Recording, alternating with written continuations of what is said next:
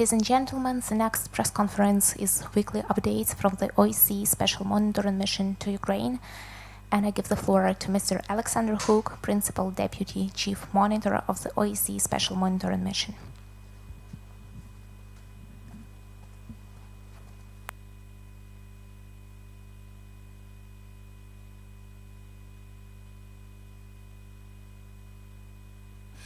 Good afternoon. Yesterday in Minsk, there was yet another recommitment to the ceasefire, the fourth recommitment this year. In all, there have been 13 recommitments to the ceasefire, to which the sides have agreed back in 2014. We have heard this before. We have all heard the promises. We have all seen the reality. Our reports available to everyone speak for themselves. While there is always an initial reduction in the number of ceasefire violations following a recommitment, and hence a reduction in the number of civilian casualties, the reality is these positive effects are short-term and the situation remains unpredictable. These positive effects are evidence that the decision makers are in full control over peace and violence, evidence that it is possible to end this madness. Sooner or later, however, sometimes within days of the recommitment coming into effect, violence resumes. Soon, it reaches levels similar to those seen before the recommitment. As the recommitment fades, in its place, we are left with more broken promises, more broken houses, and more broken lives. Nearly 4 years after the Minsk package was signed, we have all run out of patience. Words are no longer good enough. Deeds are required. Concrete actions are required to back up promises, to make peace a reality, cease fire, withdraw weapons, disengage, demine. People in eastern Ukraine need to see tangible results. A recommitment is no bad thing, but all Ukrainians all over the country tell us that they want to see an end to the violence now, a permanent end. They need to see 0 civilian casualties. Instead, there have been 168 civilian casualties so far this year, 31 killed and 137 injured. They need to see weapons withdrawn. Instead, just last week, the OSCE SMM observed 108 weapons in violation of agreed withdrawal lines, 70 in areas controlled by the government, and 38 in areas not controlled by the government. Here, for example, you can see what appears to be a Grad multiple launch rocket system spotted by an OSCE SMM mini unmanned aerial vehicle near non-government controlled Bohdanivka in Luhansk region on 13th August.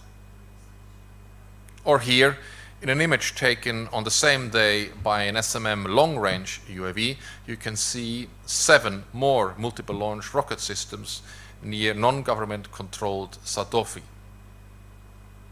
Our UAVs have also seen weapons in violation in areas controlled by the government, such as in government-controlled Tarasivka, where an SMM UAV spotted 4 self-propelled howitzers, 2 of which you can see in this image, and a fire control vehicle.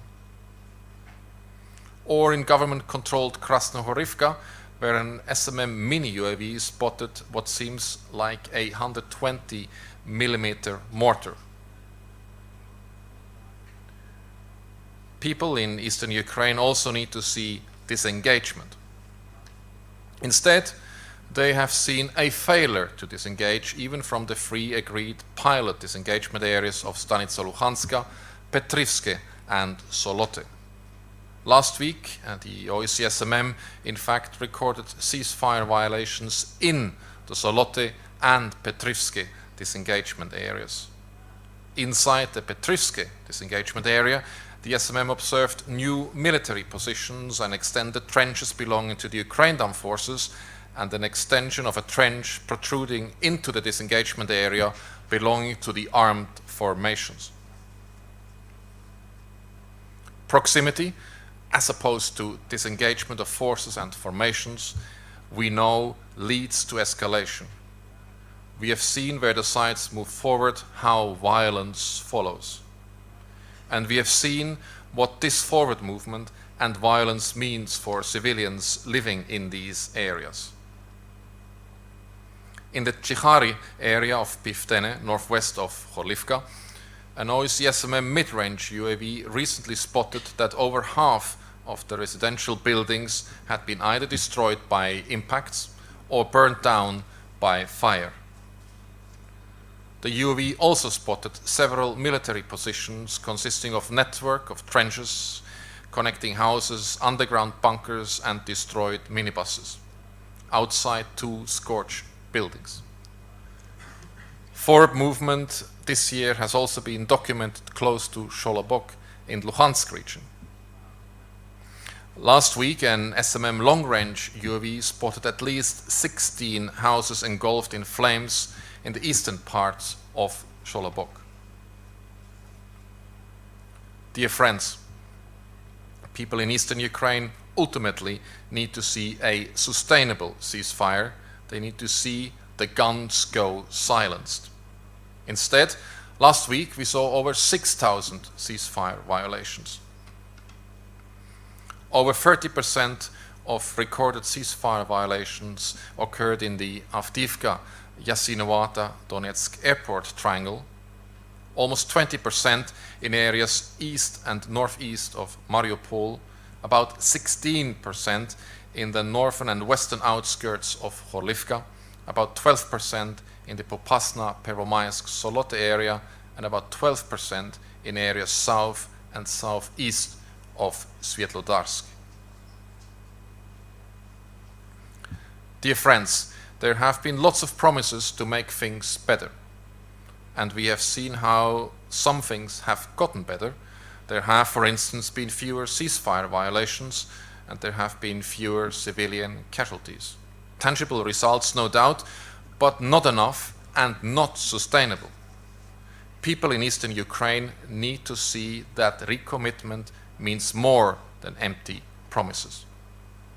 That recommitment can bring sustainable, permanent ceasefire. They need to see signs that there is preparation for peace instead of preparation for further violence and fighting. Instead, all the signs point to preparation to continuing the conflict.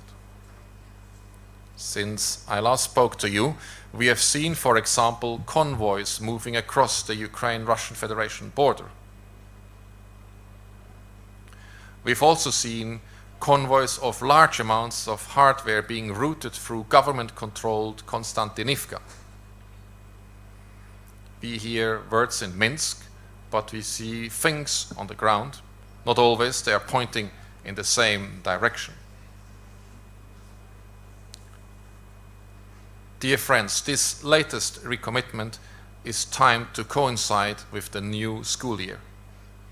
A big day in the life of a child. The first step in a new stage of life. A happy day. A time of learning without fear. At least that's how it should be. There are, however, children in Donbas who have known nothing else but conflict. There are others who have gone to school in the past 4 years in the shadow of violence. Children whose schools have been taken over by armed formations and armed forces. Children who sit in classrooms whose windows are sandbagged, whose playgrounds look out at military hardware. There are children who have died, others who have been horribly mutilated. Of the 168 civilian casualties so far this year, 20 are children, 4 killed and 16 injured. For the past 4 years, children living along the contact line have been going to school in fear. Around them there were mines and unexploded ordnance, hardware, soldiers and armed men. Innocents surrounded and threatened by violence. Children enter this new phase of their life to learn about life, to learn to make the right decisions. The grown-ups in suits, who have it in their hands to stop the violence, if they want to, should lead by example. Dear friends, this latest recommitment to the ceasefire, despite the obvious reservations, is an opportunity. Another opportunity. The 13th opportunity, in fact. An opportunity to ensure that children in eastern Ukraine no longer go to school in fear, that they no longer live in fear of imminent death and injury. This is an opportunity to restore their future, to give them back their childhood. I can only hope, like millions of people in eastern Ukraine and all across the country, that this opportunity will not be wasted. Thousands of lives have already been wasted, many of them children. We in the OSCE SMM have been here all this time.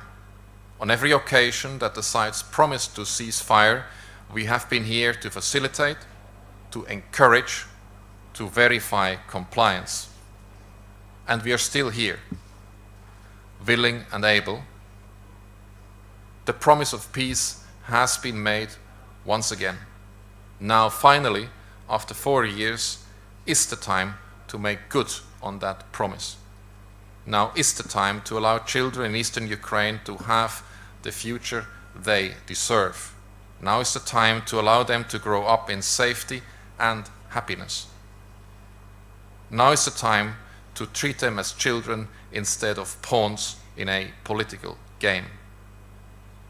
For decision makers to step up to the plate, to make the right decision, to make a difference in the lives of children, to bring this conflict to an end.